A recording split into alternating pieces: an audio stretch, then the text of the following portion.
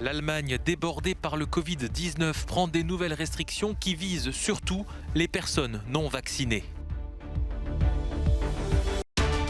L'avocat général de la Cour de justice de l'Union européenne propose de rejeter le recours déposé par la Pologne et la Hongrie contre le mécanisme financier sur l'état de droit. Le pape François entame son voyage en Méditerranée orientale par une visite à Chypre. L'île majoritairement orthodoxe fait face à une forte crise migratoire. La chancelière allemande Angela Merkel a annoncé jeudi un durcissement des restrictions visant les personnes non vaccinées contre le Covid-19 qui n'auront plus accès au commerce non essentiel, aux restaurants, aux lieux de culture ou de loisirs. Ils devront aussi limiter leurs contacts à domicile ou à l'extérieur.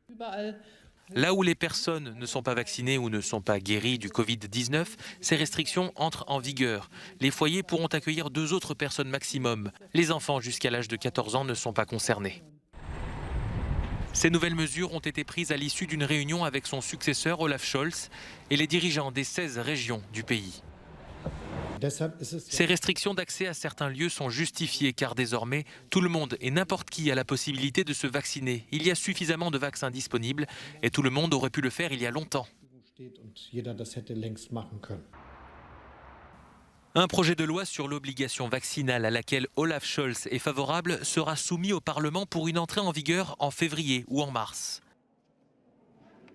La chancelière sortante, qui n'a pas brigué un nouveau mandat de député, se dit aussi en faveur de cette mesure. D'ici Noël, le gouvernement fédéral et les Länder veulent atteindre 30 millions d'injections, qu'il s'agisse d'une première, d'une deuxième dose ou d'un rappel.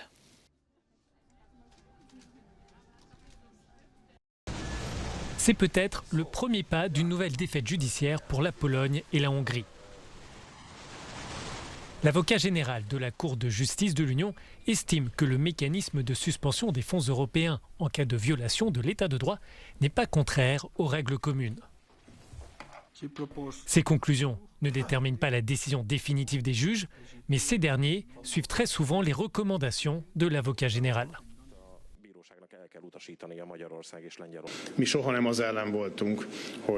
Nous ne nous sommes jamais opposés à un contrôle strict du système de distribution des fonds européens. Nous avons toujours soutenu l'idée que les institutions européennes puissent enquêter. Par exemple, l'Office européen de lutte antifraude fait des recommandations et les autorités hongroises sont celles qui prennent le plus au sérieux ces questions et qui lancent des investigations. Ce que nous rejetons, ce sont des accusations sans fondement.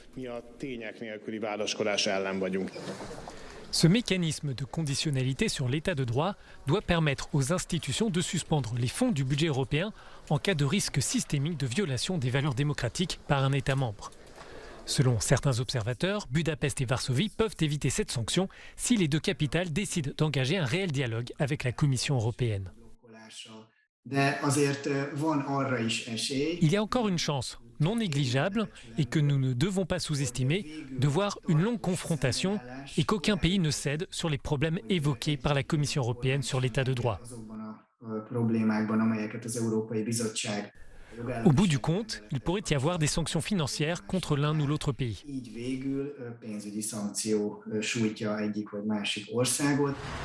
Ce dispositif peut être employé en cas de corruption, de détournement de fonds ou de manque d'indépendance de la justice. Ce mécanisme n'a jamais été déclenché jusqu'à maintenant. La Commission européenne s'est engagée à attendre d'abord la décision définitive de la Cour.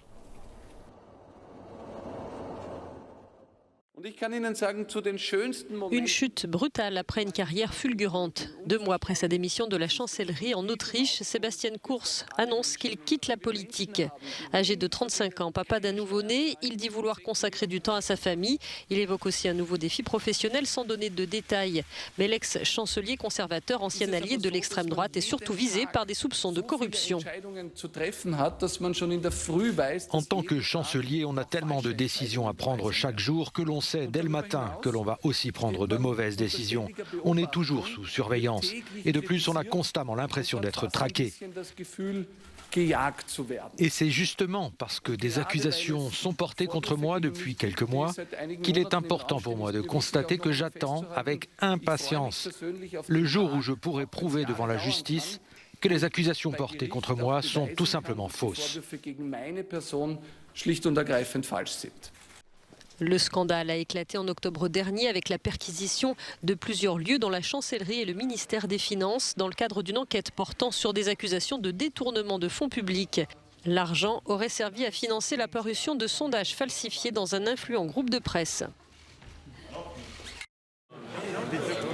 Hasard du calendrier, les chefs de la diplomatie américains et russes étaient réunis en Suède ce jeudi pour une réunion de l'OSCE, l'Organisation pour la coopération et la sécurité en Europe.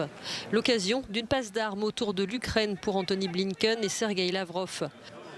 Le secrétaire d'État américain s'est dit profondément préoccupé par les plans de la Russie en vue d'une nouvelle agression contre l'Ukraine, énumérant les points de désaccord avec le Kremlin. Nous demandons à la Russie de respecter la souveraineté et l'intégrité territoriale de l'Ukraine, de procéder à une désescalade, de retirer les troupes récemment amassées, de mettre en œuvre les engagements de Minsk, notamment les dispositions relatives au cessez-le-feu et au retour des observateurs de l'OSCE. Le ministre russe a lui rejeté la responsabilité des tensions sur les agissements de l'OTAN, n'hésitant pas à évoquer la perspective d'un scénario cauchemar. L'OTAN rejette nos propositions pour faire baisser les tensions, dit-il, et éviter la possibilité d'incidents dangereux. Au contraire, l'infrastructure militaire de l'Alliance se rapproche de manière irresponsable des frontières russes. Le scénario cauchemar d'une confrontation militaire est en train de faire son retour après cette décision de l'OTAN et l'Europe reste silencieuse. Malgré ce ton belliqueux, les deux puissances se disent prêtes au dialogue et il devrait avoir lieu au plus haut niveau. Un échange entre Vladimir Poutine et Joe Biden est ainsi prévu dans les prochains jours. Le pape François est arrivé jeudi après-midi à Chypre pour une visite de 48 heures, première étape de son voyage en Méditerranée orientale qui le mènera ensuite en Grèce. Le souverain pontife a appelé à l'unité ainsi qu'à dépasser les divisions au moment où l'île méditerranéenne, membre de l'Union européenne, fait face à une importante crise migratoire. Rapportée à sa population, elle enregistre le plus grand nombre de primo-demandeurs d'asile en Europe. Selon le pape, la présence des migrants qu'il qualifie de frères et de sœurs fait de Chypre un véritable point de rencontre entre différentes ethnies et cultures. Le pontife s'est dit également très préoccupé par la crise sociale, économique et humanitaire au Liban voisin. « Je ressens la douleur d'un peuple fatigué et éprouvé par la violence et la souffrance », a-t-il dit dans la cathédrale maronite Notre-Dame de Grâce à Nicosie. À Chypre, pays majoritairement orthodoxe, les catholiques ne représentent qu'une infime minorité. Le dialogue œcuménique est l'un des enjeux de ce voyage. François doit aussi rencontrer le président chypriote pour évoquer les problèmes politiques rencontrés par le pays, dont un tiers reste sous occupation militaire turque depuis 1974.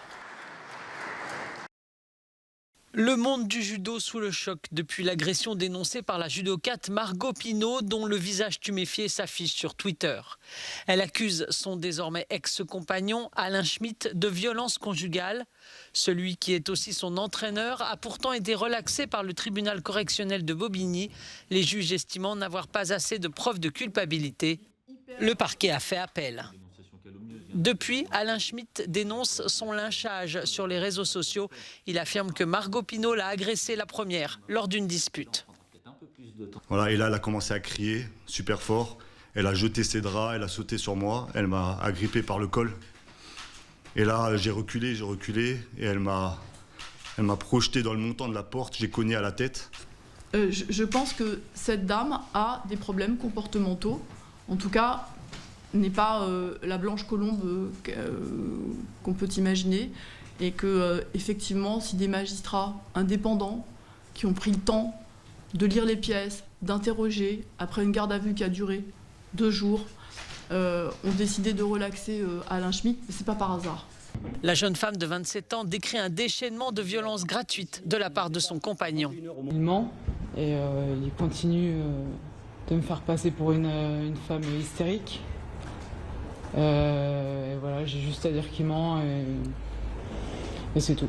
D'une certaine manière, cette décision de relax, c'est une décision de condamnation de mademoiselle Pino, qui, au fond, est traitée de menteuse. Et ça, c'est inacceptable, compte tenu de l'ensemble des éléments. Les judokas Teddy Riner et Clarisse Agbenienou ont exprimé leur soutien à leurs coéquipières de l'équipe de France.